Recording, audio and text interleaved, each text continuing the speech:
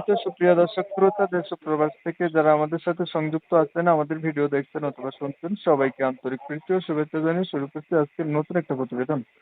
বন্ধুরা, আমি সংযুক্ত আছে একটা সুইট মেয়ের সাথে, তার জীবনের গল্প কথাগুলো আপনাদের মাঝে তুলে ধরার চেষ্টা করব। আপনাদের হাতে যদি সময় থাকে ভিডিওটা না টেনে কন্টিনিউ করেন, আসলে জানতে পারবেন ওনার প্রতিবেদনে আসার কারণ সম্পর্ক আপনারা বুঝতে পারবেন। কথা না বাড়িয়ে পরিচয় করার চেষ্টা করতেছি আপনাদের সাথে। আসসালামু আলাইকুম। ওয়ালাইকুম আসসালাম। আসসালামু আলাইকুম। ওয়ালাইকুম আসসালাম। আপনি কেমন আছেন? ভালো আছেন? জি, ভালো আছি ইনশাআল্লাহ। ভালো আছেন, ভালো থাকবেন, ভালো থাকাই কামনা করছি। তবে শুনতে চাচ্ছিলাম, এই যে আপনি প্রতিবেদনে যেন আসলেন, আসলে আসার কারণ কি ছিল, উদ্দেশ্য কি ছিল, একটু দর্শকদের জন্য ক্লিয়ার করেন।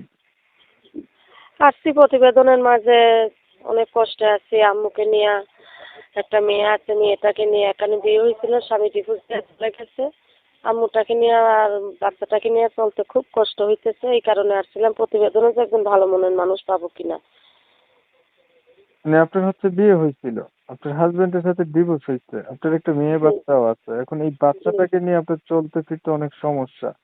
তো জি, আপনি ভাবলেন যে এভাবে না থেকে যদি একটা ভালো মনের মানুষ পাই, যে আমার বাচ্চা আছে তা আনার পরে যদি বিয়ে শাদী করে তাহলে মনে হয় ওইটাই ভালো হয়। এই উদ্দেশ্য করে আইছেন না?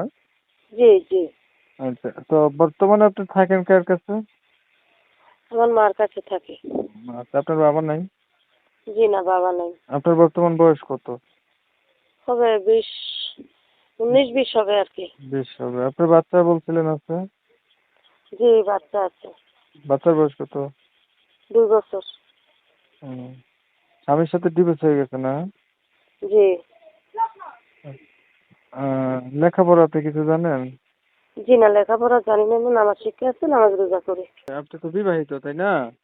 জি। তো যারা আপনাকে বিয়ে করতে চাই, বিয়ে তারাও মনে করেন না আপনার মতোই হবে, বয়স্ক হবে, বা আপনাকে বিয়ে করতে এই ধরনের হবে, আপনি রাজি থাকছেন নি এমন বিবাহিত মানুষকে বিয়ে করার জন্য? সমস্যা নাই, যেরকমই হোক আমি মাইনা নেব। সমস্যা নেই। আচ্ছা, ছবি যেটা পাঠাইছেন এটা তো আপনার না? জি, জি। ছবিটা আমারই। ঠিক আছে, আপনার বিষয়টা আমি একটু ক্লিয়ার করছি। দর্শক শ্রোতা শুনছিলেন, এই যে আমি কথা বলছিলাম, এই মেয়েটা দেখতে চমৎকার সুন্দরী, তবে সমস্যা হচ্ছে তার বিয়ে হয়েছিল, আর হাজবেন্ডের সাথে ডিভোর্স হয়েছে, একটা বাচ্চা আছে। লেখাপড়া তেমন নাই, নাই গে, লেখাপড়া জানে না। এখন প্রতিবেদনে আছে, চাচ্ছে তার অতীত জানার পরে কোনো একটা মানুষ তার পাশে থাকবে বা দায়িত্ব নেবে বাচ্চাটার। চেহারা ছবি ওনার ভালো আছে, আপনারা দেখতেই পাচ্ছেন। তো এমন যদি কেউ থাকেন, ওনার কথা শুনে ভালো লাগে, দয়া মায়া হয়, চাইলে ওনার সাথে কথা বলতে পারেন। আমি ওনার নাম এবং ঠিকানা নিতে পারি নাই সময় নিয়ে। আপনাদের মূল্যবান সময়গুলো নষ্ট করে ধৈর্য ধরে ভিডিও দেখছেন, ধন্যবাদ সবাইকে। সবাই ভালো থাকবেন, সুস্থ থাকবেন। আল্লাহ হাফেজ।